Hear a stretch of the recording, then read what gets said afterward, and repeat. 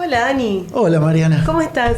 Bien, qué nervios, ¿eh? Qué nervios. Siempre cuando uno, ese momento de adrenalina. Antes que, claro. Por favor, señor. ¿Ya se nos pasará? No, tengo que ir a tomar estaciones con Griva para que me limpie todas estas cosas de la Todos los adrenalina. miedos a hablar. Él dijo que el trabajo que uno hace es como besar a una mujer hermosa para un hombre y besar a un hombre hermoso para una mujer. Claro. Así que se tiene que convertir en eso. Vos imaginate que esa mujer hermosa está en tu micrófono, Dani. Okay. Ahí está. Okay. Anda imaginándolo. Ok. ¿Y hoy? Y hoy tenemos una entrevista súper especial. Súper especial. Creo que algo del tema hemos hablado en otras oportunidades. ¿Algo vos conocés? No, yo soy un aprendiz. Vos conocemos a alguien que conoce mucho. Sí, debe ser por bueno. eso.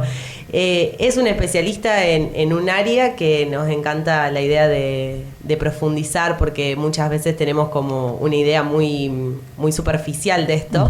Él en sus orígenes es profesor de literatura, que ya nos va a contar cómo fue que eligió esa carrera, pero hace 30 años ya que se dedica a la astrología. Astrología. Astrología. Wow. ¿Podemos preguntar cosas personales? Absolutamente, nos puede asesorar sobre nuestros futuros. Perfecto. Gabriel Borla está con nosotros. Gabriel Borla. Bienvenido, Gabriel. Gracias, Dani. Gracias, Mariana. Muchas gracias por la invitación. ¿Siempre fuiste tan tranquilo así? Porque acabo de enterarme que sos de Leo. Y, digamos, ¿siempre manejaste bien el fuego interior? Sí, bastante bien. Sí, en realidad tengo muchos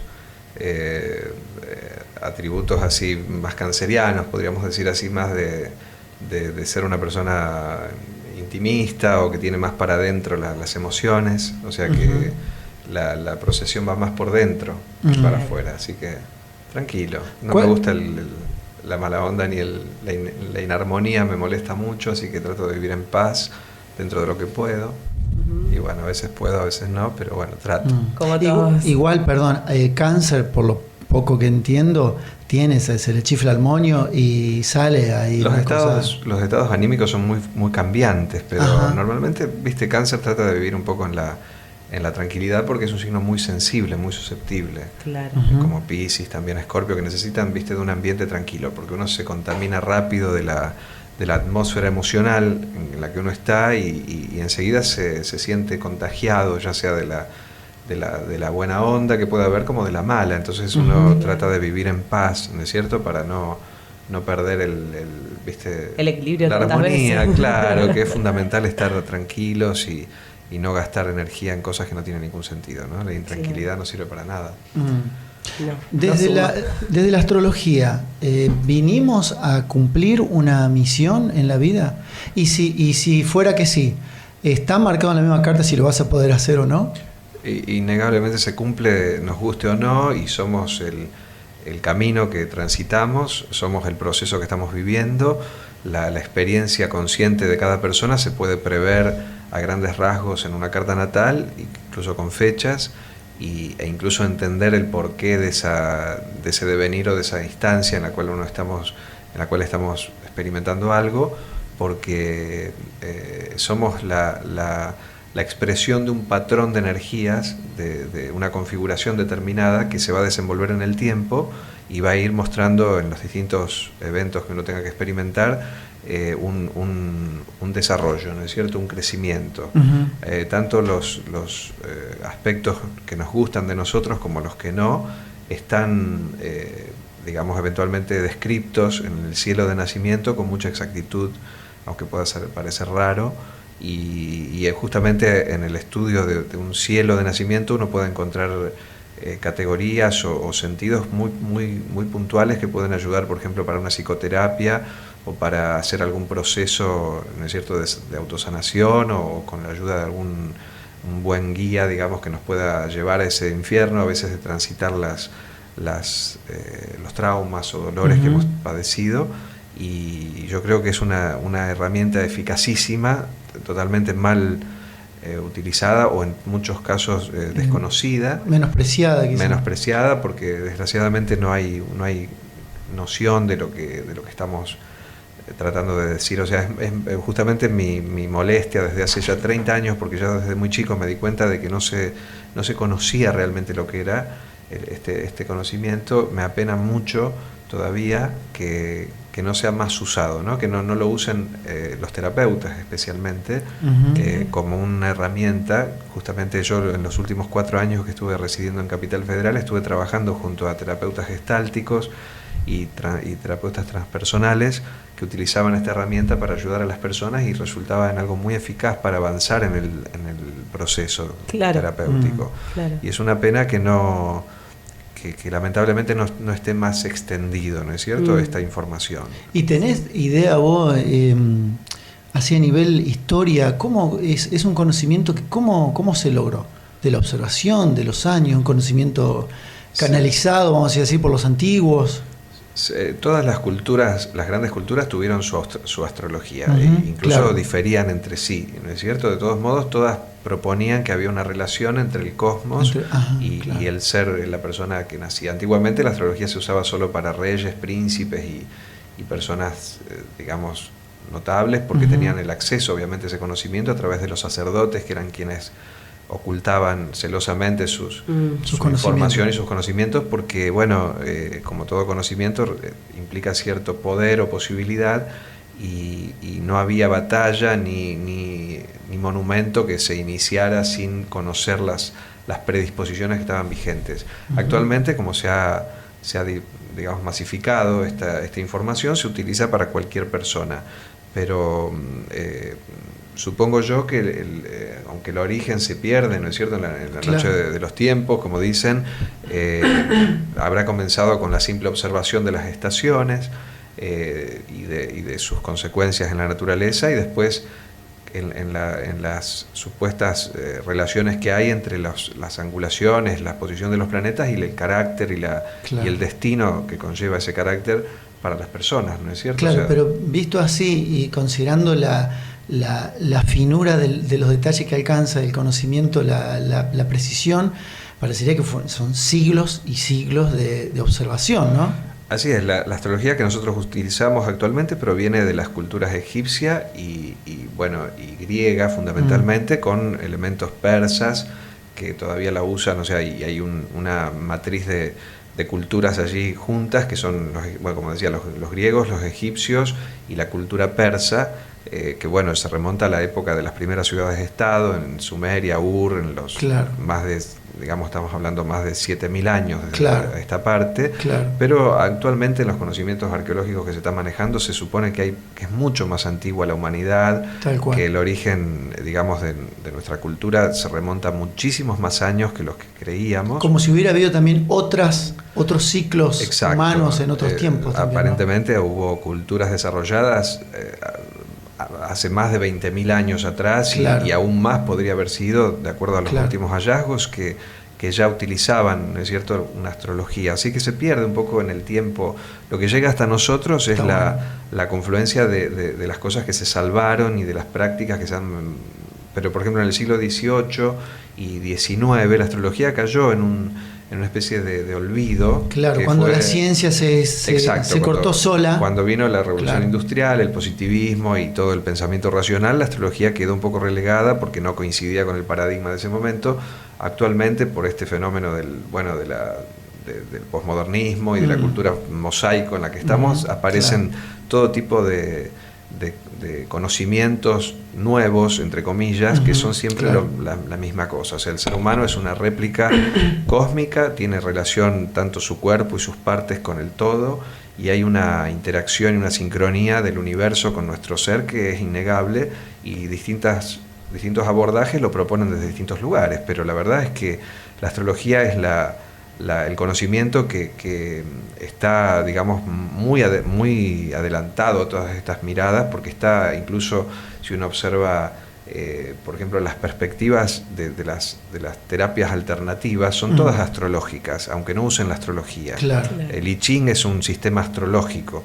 Se le llama sistema astrológico a cualquier sistema que codifica, ¿no es cierto?, en categorías simbólicas un evento o algún ser o alguna situación. Más allá que use los astros como... Aunque no use los astros, es un sistema astrológico. Está dicho así incluso en la Real Academia, o sea, es Claro. Es un sistema, como el I Ching, por ejemplo, que no usa los planetas, Claro. pero es un sistema astrológico. Sí, La numerología es un sistema astrológico, el tarot es un sistema astrológico. Claro. Eso no significa que utilicen a los planetas, sino que es una codificación, una especie de código, ¿no es cierto?, que se utiliza para codificar. Y sigue transformándose, quiero decir, ¿hay astrólogos que se dediquen a la investigación en estos tiempos o todos se dedican a ir con lo que ya saben de que viene de atrás? Hay muchos astrólogos, no precisamente son los que la gente conoce, claro, ni los que publican libros de horóscopos, pero son personas que han utilizado, porque vienen de alguna clase de disciplina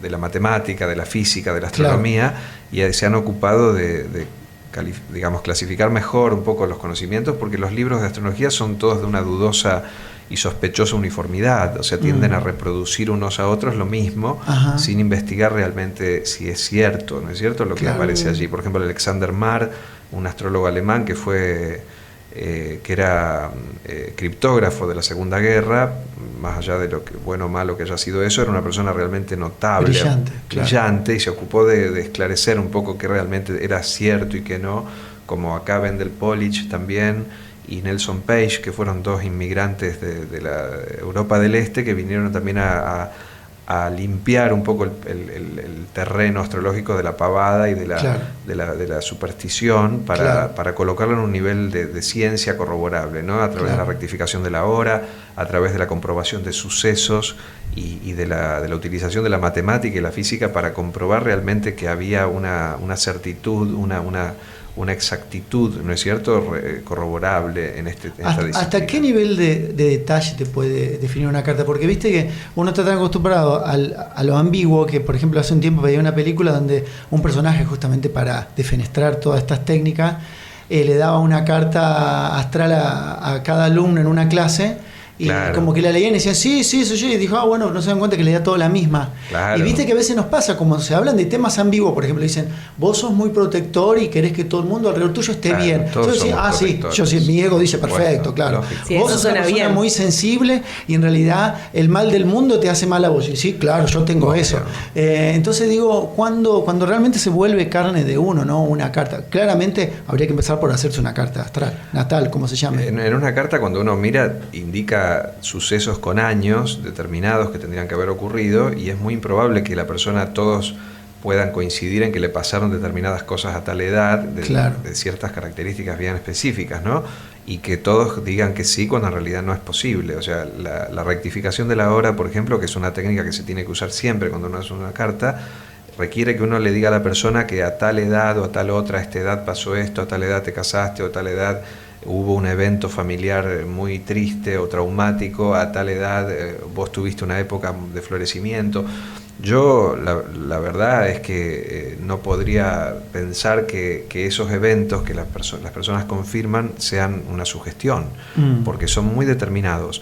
Ahora, en ese tipo de información que vos comentás con respecto a la caracterología, sí es cierto que las personas se confunden o nos confundimos, que es muy difícil clasificar la tipología, el carácter o la parte anímica, porque no nos conocemos y no podemos corroborar cómo somos respecto a otros. Todos somos emocionales, todos somos protectores, todos tenemos buenas intenciones, todos sentimos amor. O por lo menos creemos que lo tenemos. O por lo menos lo creemos, claro. Sí. Ahora, la forma en que se manifiesta ese carácter, esa es lo que la carta indica, que realmente no es de tanto valor como la gente supone. La parte caracterológica tiene un valor relativo. Solo sirve para hacer comprender a la persona que si sufre o goza o necesita algo, eso está dentro de su configuración como algo muy importante y uno tiene que tratar de destacarlo. Pero yo, desde mi experiencia, lo que rescato de este conocimiento es la posibilidad que tiene de acercarnos nuestros problemas más graves, más delicados. Las personas tenemos 1 o 2 problemas, a lo sumo 3 graves en nuestra vida. A ver, por no ejemplo, más que ellos. Por ejemplo, normalmente se resuelven en experiencias que uno, mayormente en la infancia, no necesariamente porque a veces ocurren a una edad mayor, sucesos que nos colocan en una situación o de desamparo o de pérdida de nuestra autoestima o de miedo o de alguna situación traumática como una pérdida, un fallecimiento, una enfermedad de alguno de los padres, alguna depresión o situación de adicción o situación de abuso. Un abuso, experiencias que son realmente poderosas, fuertes y que impactan enormemente en lo psíquico, en lo emocional, y dejan huellas que van a ser reproducidas permanentemente. No estoy diciendo nada que no sepan en la facultad de psicología o que sepa algún estudiante o algún psicólogo, es decir, es lo que ya se sabe, que estamos condicionados fuertemente por eventos de nuestra infancia mayormente, o de la relación con nuestros padres, que van a dejar patrones negativos en nuestra conducta, que no nos dejan avanzar en la vida, que no nos dejan ser felices. En todo aquello en lo cual no nos sentimos felices, en lo que fuere, en lo que nos ocurra, un astrólogo puede encontrar el hilo conductor entre esas experiencias difíciles y algo que está marcado en su propia carta con una edad determinada, con una fecha, y un terapeuta avesado puede utilizar esta información para ir al fondo de este trauma, que es el trauma originario, que sería el que nos da la posibilidad de, como quien tira de un hilo, como el laberinto, ¿no?, de Ariadna, encontrar la raíz de este trauma para vivenciarlo nuevamente y hacer una catarsis. Claro. O sea que ya estás viendo mucho más allá de qué signo es, perdón, Mariana. Sí, no, el signo directamente no tiene más mínima importancia, digamos. Claro, en este caso.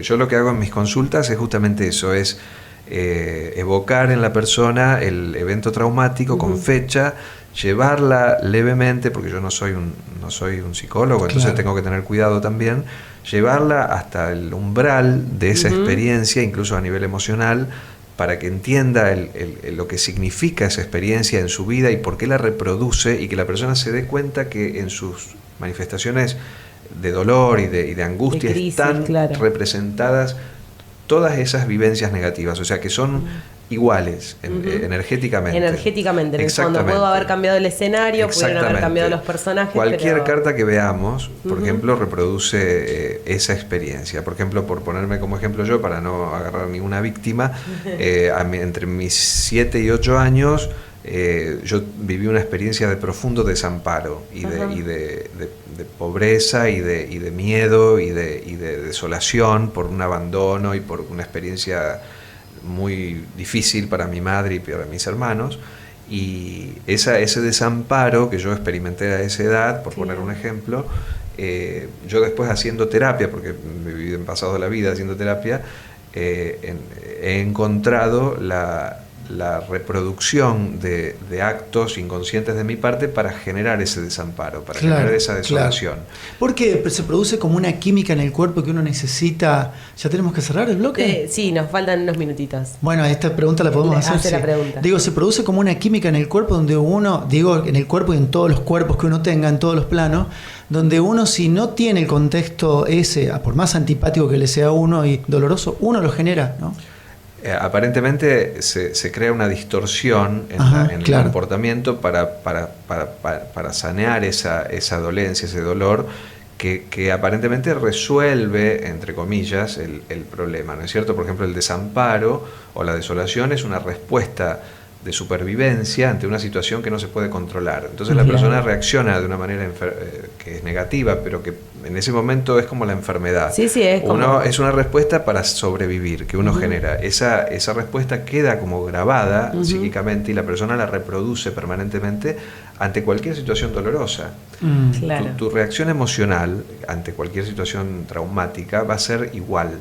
En el fondo, aunque vos digas que ahora reaccionás porque sos más grande de una mejor manera, todo, si rastreamos a través de la carta natal esa experiencia, vas a ver que todas tienen una atmósfera y un hilo conductor. Es muy importante conocer ese patrón distorsionado para resolverlo y curar nuestro dolor, nuestra angustia existencial, nuestras carencias, nuestra inarmonía, nuestra falta de amor, incluso que después terminan generando enfermedades, porque las enfermedades, como vos bien sabés, son una consecuencia simbólica, digamos, de una dolencia anímica. Hasta que llega la enfermedad física pasan muchos años o tiempos hasta que uno desarrolla un síntoma físico. Exacto. Pero antes de eso hay muchos síntomas emocionales que Claro. no nos dejan vivir en paz. Y que no ¿Qué es? escuchamos habitualmente. No los escuchamos porque creemos que son normales, los naturalizamos. Vivir Llegamos a mal creer- creemos que es normal. Exacto, lo que no Qué loco. sabemos las personas es ser felices. Tal cual. Lamentablemente sabemos cómo ser infelices y arruinarnos la vida, pero vivir Claro. bien y vivir despreocupados es algo que nos es ajeno realmente. Claro. Tenemos que aprenderlo. Tenemos que aprenderlo primero transitando el infierno de nuestros Tal cual. dramas. No Sí, es que sí, vamos a nuestras llegar sombras. a eso leyendo libritos de autoayuda, escuchando las palabras edificantes de algún sabio, ¿no es cierto?, que nos viene a vender la felicidad a tres... ¿no es Sí, cierto? sí. 3,50. A 3,50. Quizás sea todo, uno necesite dar varias vueltas para llegar a algún lugar, porque uno no sabe qué gota rebalsa un vaso Yo iba donde a se puede preguntar producir eso. un Es cierto, disparador. no se sabe ¿no? qué golpe rompe la piedra, ¿no? Claro. Yo iba a El martillo, preguntar es muy justamente cierto eso. sí. También en la carta se puede ver en una cuestión de tránsito, en qué momento de la vida uno está por dar el salto, y lo dejo... La carta dice, mira, por algo llegaste acá. Claro, y lo dejo como pregunta para el segundo bloque. Perfecto. ¿Les parece? Dale, bárbaro. Perfecto. Bueno, gracias. Entonces vamos a la pausa. Vamos a la pausa. Gaby, te preguntaba, ¿también puede estar marcado en la carta o en los tránsitos, en realidad, porque hay otro aspecto también, además del cielo de nacimiento, está el aspecto de lo que va pasando, lo que va sucediendo? Sí, tal cual. ¿Puede estar marcado el momento ese donde se rompió la piedra, donde la gota rebalsó el vaso, donde, como si te dijera, el verdadero despertar? Porque uno va atravesando como diferentes procesitos Sí, tal cual. hasta que uno hace un proceso más profundo. Lo que mi experiencia de ver a las personas y verme a mí en funcionamiento con este sistema me hace decir que los momentos de oscuridad que uno tiene y los momentos de luz están predestinados. Bien, que uno eso. está hasta tal punto en relación al tiempo o al proceso que está viviendo que no hay nada que a uno le pase que no esté de alguna manera ya escrito. Claro. Que es una mirada que puede molestar, incluso me molesta a mí también. Sí. Porque- Inclusive Es un por poco eso entonces fuerte, tiene que ver con lo que claro. yo te preguntaba al comienzo, o sea, está escrito hasta si vas a lograr encontrarte a vos mismo, más o menos. Eso, cierto esa era punto, mi Que es pregunta. medio antipático, es verdad. Eso. En los momentos en que estamos bien, no sabemos cómo antes podíamos estar mal, Tan cómo mal. estábamos tristes. Sí. Y cuando estamos tristes no podemos llegar a saber cómo es ser feliz. Mm. Realmente uno está Claro. digamos, Implicado. implicado en su sentir, en su percepción, que no tiene una noción de contraste con respecto a otro estado. Entonces, como yo le decía a Mariana antes fuera de micrófono que estábamos allá, uno es el proceso que está viviendo. Mm. Es quizás muy abstracto, no sé si a las personas les sirve esta afirmación, pero yo creo que como que la felicidad o la completud no está en huir de la infelicidad o en huir Claro. del oscuro, o que la luminosidad supuesta que pasamos en determinado momento o la oscuridad, por contrapartida, no son referencias de lo que es el buen vivir en un sentido, porque en realidad nosotros estamos atados a los ciclos vitales, para bien o para mal, durante toda la vida, desde que nacemos hasta Claro. que morimos. Mm. Pero hay algo en nosotros que no es afectado Que no por es eso. atado. Es Claro. lo mismo como si, bueno, mira, te toca un buen clima, un mal clima, Exacto. vos seguís estando. El testigo Depende de vos. sigue siendo el testigo, ¿no? Pero que entonces ahí se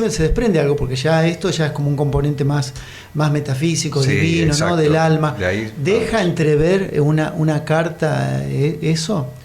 La altura espiritual o la capacidad de una persona de no identificarse con Claro, los procesos, con el por juego, ejemplo, claro. con el juego, que no significa que sea un nihilista o que sea un esquizofrénico que está disociado, sino Claro. un verdadero, digamos, ser que está viviendo el proceso, que obviamente que no se va a alegrar si se le muere un amigo, No, claro. o no va a No, estar contento pero- si tiene 39 de fiebre, porque eso Pero es ridículo. Uno no está tan atado a eso. Claro, no está tan digamos, identificado Tal cual. con la situación circunstancial que siempre va variando de buena a mala. Cuando es feliz, la persona es feliz, pero sabe que esa felicidad es algo circunstancial. Y cuando está infeliz, cuando Claro. pasa algo malo, también sabe que eso es circunstancial. O sea, el no estar profundamente Apegado a identificado ninguna, claro. al proceso y lo que no significa estar sustraído a la vida. Al contrario, no. yo creo que como en el Zen uno tiene que estar experimentando la vida aquí y ahora sin la mediación de la mente, ¿entienden? O sea, Claro. sin estar como disociado, porque muchas veces las personas mentales tenemos el instrumento de poder disociarnos y todo lo racionalizamos a través de una teoría, lo cual no lo es lo peor que nos puede pasar. Y en este tiempo somos casi todos mentales. Sí, qué sé yo, entonces, los que más estamos, o menos, acá seguro. ¿Quién más, quién menos? De estos tres no hay ninguno que no lo sea. Pero lo cierto es que yo creo que es una gran trampa la mente irracional, es muy peligrosa, porque nos hace creer que comprendemos y controlamos, cuando en realidad no comprendemos nada, y controlamos menos, porque la mente racional es como un cristal. Cuando viene un golpe realmente fuerte, estalla en pedazos y quedamos en la deriva peor que alguien que es emocional, por ejemplo, que sabe manejarse mejor en esa marea de emociones, de sufrimiento, de gozo, que la persona ya tiene una especie de experiencia, ¿no es cierto? De esa marea que nos lleva y nos trae. Pero si somos mentales, que nos toque una vez en la vida o varias, un golpe de eso o varios golpes de eso, porque si no, nunca tenemos oportunidad de experimentar que hay algo más. Mientras la mente haga cerrar las cuentas, uno no va más profundo, ¿no? O sea, entonces, bienvenidas sean las crisis, digamos. Es como la gente que dice que cree en el voluntarismo de que ella puede todo y de que todo está en el poder de la voluntad y de que si yo quiero puedo. Eso tampoco es cierto, porque hay momentos en que uno no puede. Y uno, por más que quisiera querer, no logra querer realmente y las cosas no salen bien. O sea, tal cual. Yo no creo que creo que no hay ningún comportamiento, digamos así, de cualquier índole que nos sirva para sustraernos al dolor o a la felicidad. Claro, yo creo que estas experiencias hay que vivirlas. Uno tiene que experimentar el dolor realmente y experimentar la felicidad también, pero tiene que haber algo en nosotros que nos haga darnos cuenta que esas identificaciones son necesarias hasta cierto punto, porque no podemos vivir fuera de la realidad, pero hasta cierto punto no tenemos que perdernos del todo en eso, lo cual es muy difícil. Yo no estoy hablando desde la sabiduría de un iluminado que ha logrado... Justamente te quería preguntar eso, porque cada uno, según cada carta que somos, ¿no? Toda esta conjunción tiene una mirada distinta sobre eso. Absolutamente. Entonces, qué desafío, porque lo que tiene de bueno esto enseguida es que uno percibe, porque uno, podemos decir, el lado más inocente de uno, no hablemos ya del más duro, uno cree firmemente en lo que siente, percibe, todo, y uno le cuesta ver que uno es un montón de filtros y programas, en este caso conjunciones astrológicas, observando también. Entonces, cuando uno empieza a entender que uno es una carta, otro tiene otro, otro tiene otro, uno empieza... Enseguida tenés que entender que hay tantos puntos de vista como personas. Exactamente, ¿no? Lo primero que ve un astrólogo al tiempo de que empieza a estudiar es la diversidad de sentires, perspectivas, formas de ver la vida, creencias, sistemas defensivos, que todos tenemos a nuestro modo. Hay gente que se defiende con la razón, creen que por entienden. Ejemplo, ¿qué signos? Y por ejemplo, para hacer algo Géminis, más. Libra y Acuario, ya sea como ascendente, porque como somos signo aire solar, claro, o como luna, cualquiera de ellos, utilizamos la razón como una especie de filtro y de herramienta de poder para la realidad, con lo cual está bueno cuando hay que desarrollar un problema, cuando tenés que aprender a usar esa consola, cuando tenés que dar un discurso, cuando tenés que explicar algo como lo que estamos haciendo ahora. Ahora, para experimentar el amor, por ejemplo, un sentimiento, eso es una porquería, no sirve para nada. Es realmente una especie de impedimento, incluso. De obstáculo, un obstáculo para la experiencia anímica que realmente va para otro lugar. Ahora, por ejemplo, la experiencia anímica, la emoción, lo instintivo, que es muy bueno para conectarse a la vida y fusionarse con ella, es muy poco útil cuando hay que aprender a usar esa consola o cuando tenemos que explicar algo acá. Claro. La voluntad, que es los signos de fuego, que son Aries, Leo y Sagitario, son muy buenos cuando se requiere de coraje, de empuje, de fuerza, de iniciativa, de conciencia, de visión, porque son signos justamente que tienen esos atributos. Son signos de gran de conciencia elevada, en el sentido no de que sean evolucionados, sino que tienen una mayor presencia, ¿se entiende? Tienen una voluntad y una fuerza espiritual mayor que otros signos.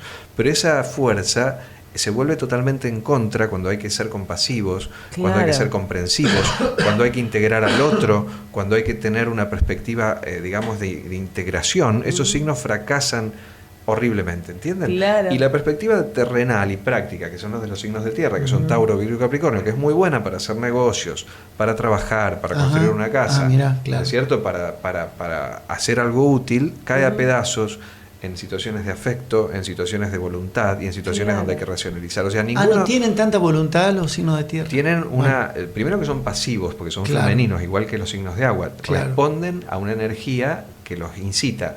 Por ejemplo, está en la misma persona. Dicen, tengo que trabajar porque tengo que salir adelante. Entonces su parte de tierra los lleva a ser laboriosos, consecuentes, perseverantes, estables, prácticos, ¿no es cierto?, fecundos. O sea, son signos que saben manipular la realidad. Están sobreadaptados a este mundo capitalista, digamos, esta mirada de uso y ¿no es cierto?, de consumo, de toma y daca. En ese punto están perfectamente adaptados, pero cuando tienen que transitar otra experiencia son un fracaso total.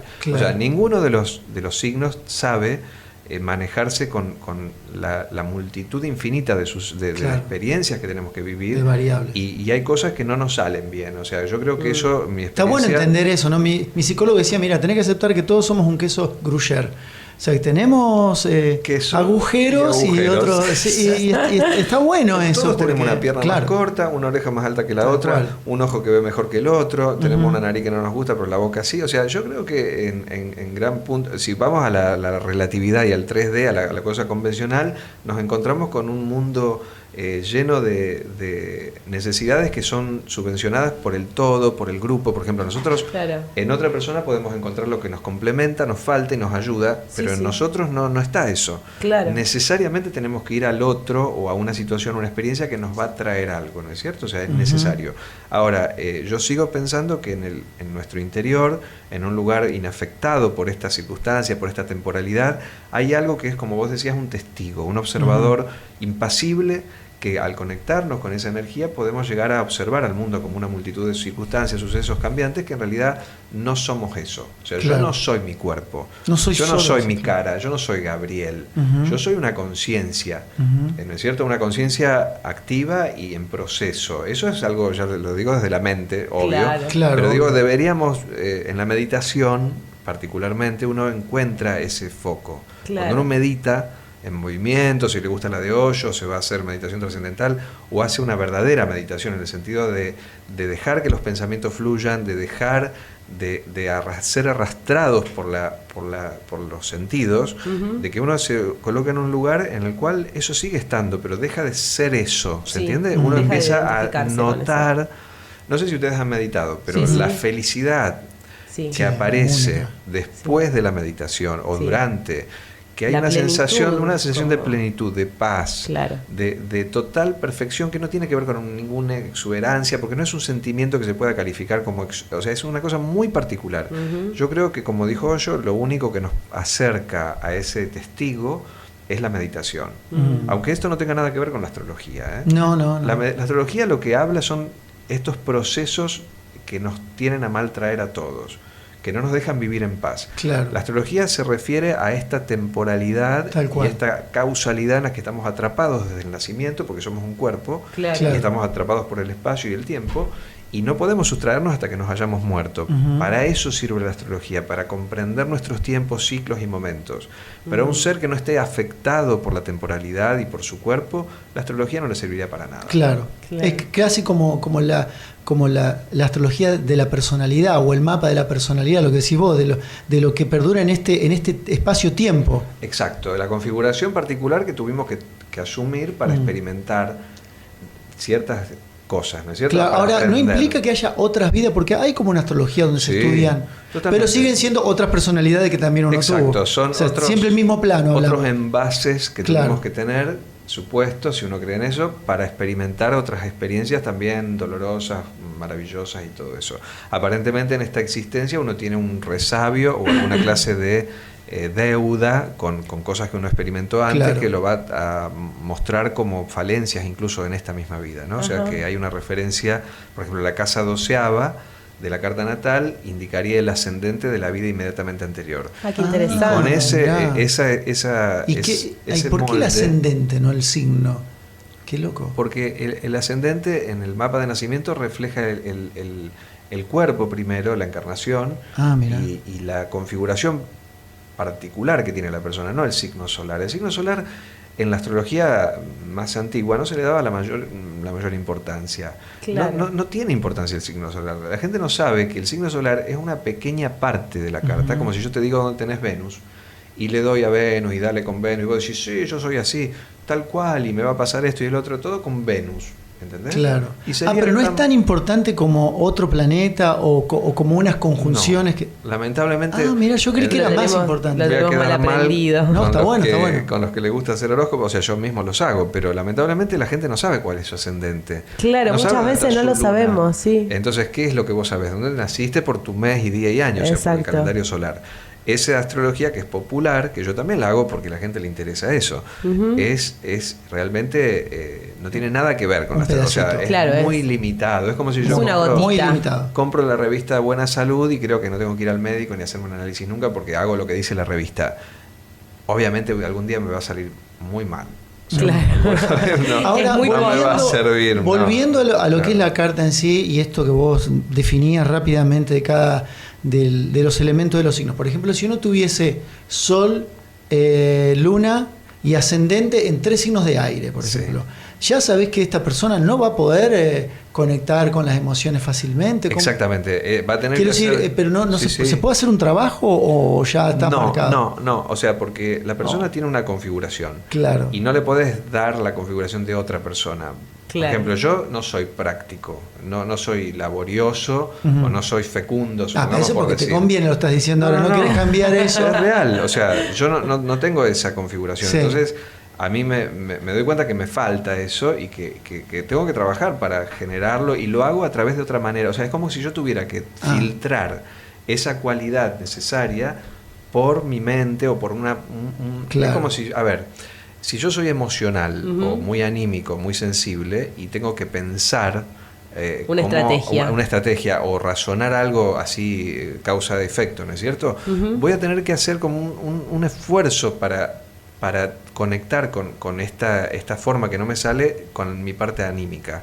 Obvio que no voy a ser nunca el mejor de la clase ni el que se saca las mejores notas si se requería racionalidad e intelecto y yo no lo tengo porque tengo otro atributo, ¿no es cierto? Va a ser muy difícil para mí. Es como si yo a vos te digo que, no sé, que construyas un puente. Y vos de ingeniería yo sabía que me ibas a decir algo de construcción. Tengo poca tierra, por eso te digo. Claro, digo, si a vos te ponen a hacer algo así, es posible que no te salga bien y que sufras mucho aparte. Pero viste que hay gente que, por ejemplo, es muy decidida a producir cambios en su vida y lo logra. Quizás vamos a decir, no, pero eso es una condición natural de algún signo.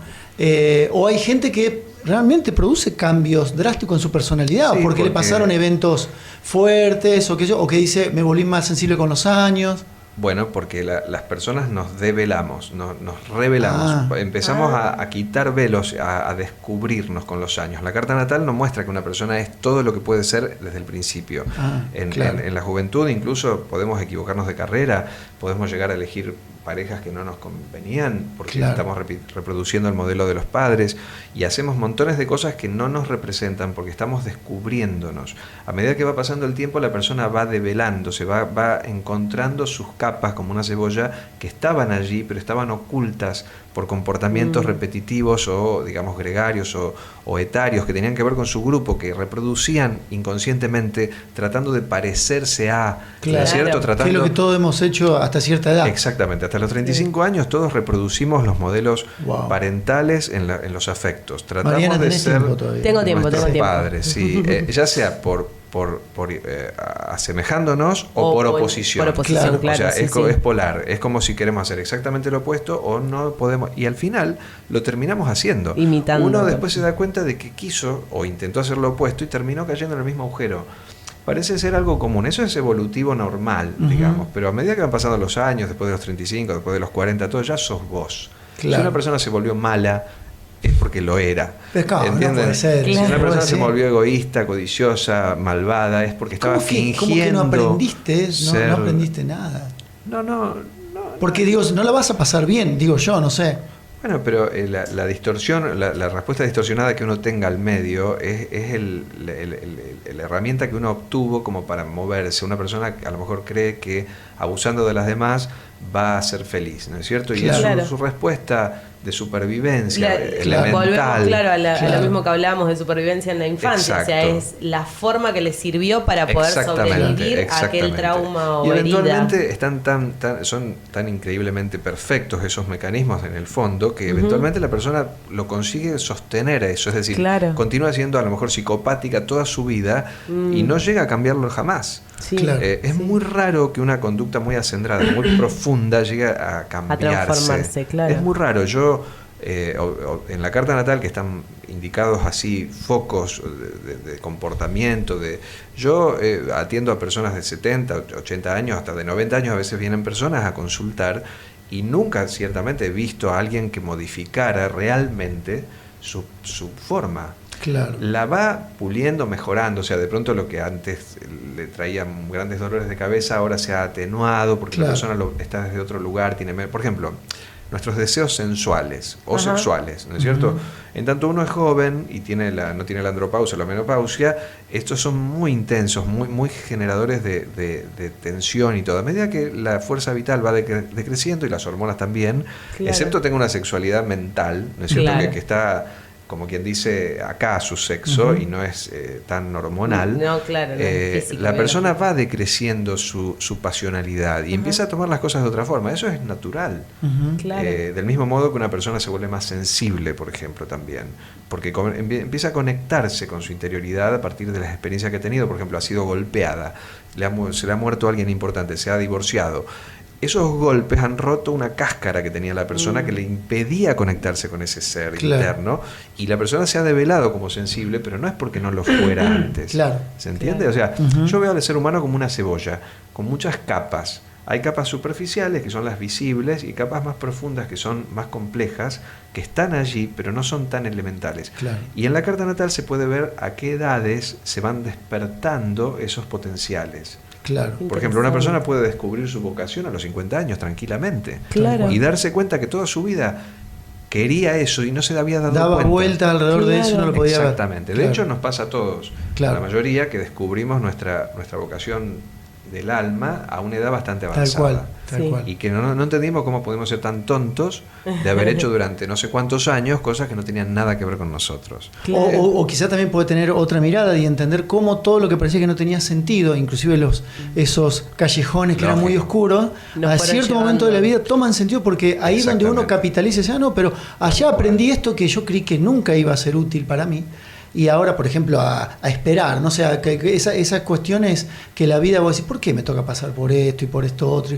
Y un día, la paciencia, ¿no? la paciencia, exactamente. ¿No? Es tan hipercomplejo el armado que tenemos de un sistema de supervivencia frente al medio, que cuando una persona muere, si nos ponemos a ver qué quiere, por ejemplo, se acuerda de las manos de su madre, se acuerda de sus hijos, llama a su madre, tiene un recuerdo de su infancia. Pensemos en ese momento con tu luna en Piscis, ¿no? O sea, con la síntesis de una vida completa en los momentos que preceden al fallecimiento, lo que hace la persona, vemos que lo simple, lo afectivo, lo simbólicamente hermoso está presente y no las pavadas y problemas que tenemos toda la vida. O sea, vivimos defendiéndonos de un supuesto exterminio que nunca ocurre y que nos lleva a la vida, digamos, a vivir armados y defendidos con capas y estructuras y miedos que nos impiden totalmente conectarnos a la experiencia. Una persona cuando está por morir y lo sabe, lo que hace no es a ponerse a pensar estupideces filosóficas o abstracciones. Se conecta con su madre, con sus hijos, con algo que vivió, agradece a Dios,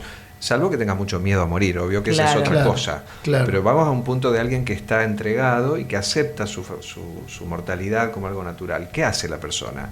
Una Piscis se conecta con el amor o con el agradecimiento o se prepara para algo trascendente. Tal cual. ¿No es cierto? Es algo que trasciende lo racional, lo voluntarista, lo práctico, el dinero. Todas esas cosas son estupideces. A la hora de la muerte, realmente en un momento en el cual uno no puede mentir, ¿con qué se encuentra?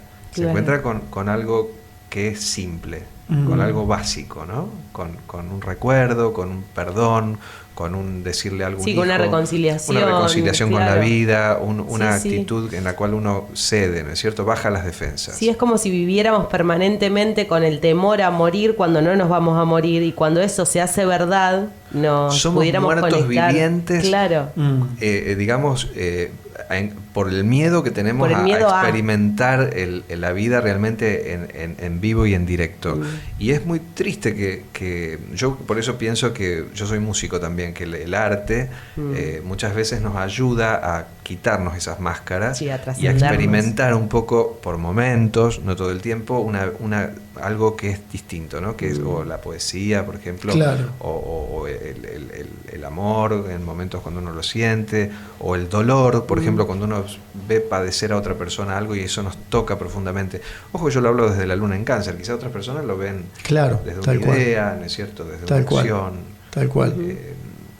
O sea, pienso que la carta natal nos sirve para encontrarnos con estas cáscaras y capas que tenemos defensivas, claro. Y observar los tiempos y este sentido, pero creo que tenemos que estar en la búsqueda de algo que supere lo temporal, ¿no es cierto? Y claro. Lo circunstancial. Porque más escuchándote como vos decís, desde tu experiencia, que ves que muy poco es lo que se cambia, vamos a decir así. Es como si uno cambia, es como si uno dijera, yo ya nací hombre, tengo 2 manos, voy haciendo un proceso de joven, adulto, niño, viejo. Va a crecer las manos, pero probablemente tendría que tener un estado de conciencia enorme para sin hacer nada convertirme en mujer, por ejemplo. Entonces, quizás una vez tiene esas pretensiones con la personalidad.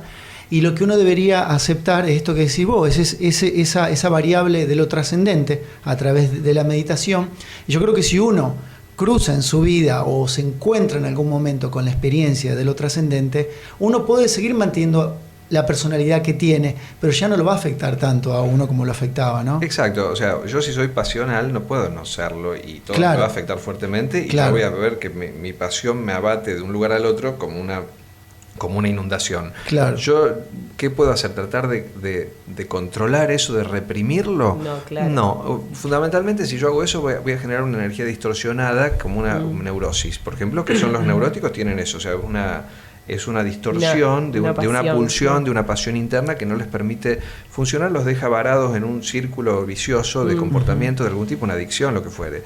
O sea, lo positivo es dejar libres estos perros que tenemos internos, de soltarlos, y al principio puede parecer que nos van a desequilibrar, pero con el tiempo solo se van a aplacar, ¿no es cierto? Es como cada cosa en su lugar, ¿no? Claro, por ejemplo, si uno es afectivo, bueno, tiene que expresar totalmente su afectividad, claro. Porque por momentos le va a quedar incómodo, ¿no es cierto? Si uno es racional, es mental también, o sea, tiene que expresar su virtud, su cualidad y tratar, ¿no es cierto?, de ser uno mismo, de conectarse a su ser interno, de no reproducir a otros, de no pretender parecerse o seguir la huella de otras personas. Te iba a preguntar justamente eso, porque es algo que siempre nos preguntamos con Dani, cómo salirnos de esto que nos sistematiza, ¿no? Porque creo que desde niños nos dicen, eso no, los niños no lloran, enojarse está mal, ser pasional así.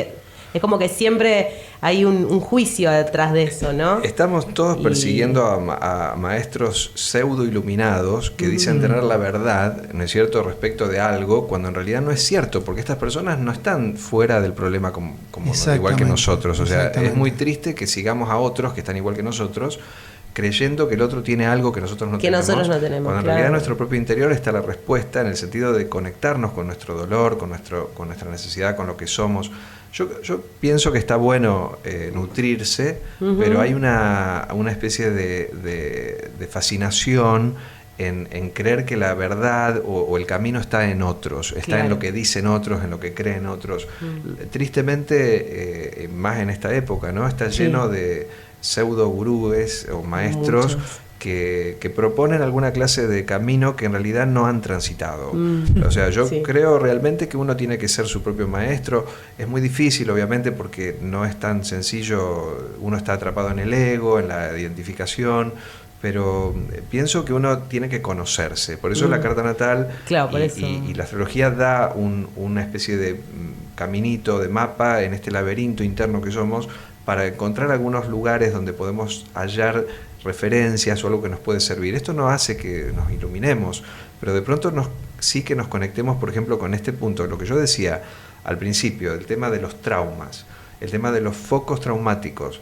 Yo a esta altura, con 50 años que tengo y 25 de terapia encima, con muchos terapeutas y terapeutas muy buenos, muy caros además, pero pueden ser caros y no buenos, pero realmente muy buenos, mi conclusión humilde a esta edad es que si no nos conectamos con nuestros focos traumáticos, con nuestras experiencias que nos han distorsionado, estamos al horno, chicos. Claro. O sea, no hay opción. Yo creo realmente, a mí, mi vida cambió en estos últimos 5 años muchísimo a partir de experiencias que, bueno, que te exigieron revolcarme en el piso tal de cual, dolor, tal cual. porque he encontrado un dolor como nunca he sentido al contactarme con estas experiencias dolorosas, pero me han producido un cambio radical en las cosas que a mí más me dolían, en las cosas que yo no podía resolver. Entonces, yo lo que tengo para decirles es eso, es que busquen ayuda en una persona que sientan amor, porque pueden hacer una transferencia y pueden ser guiados a este infierno interno para ser sacados de nuevo después. Exacto. Que no hay opciones de felicidad reales si no hemos pasado por estos infiernos internos,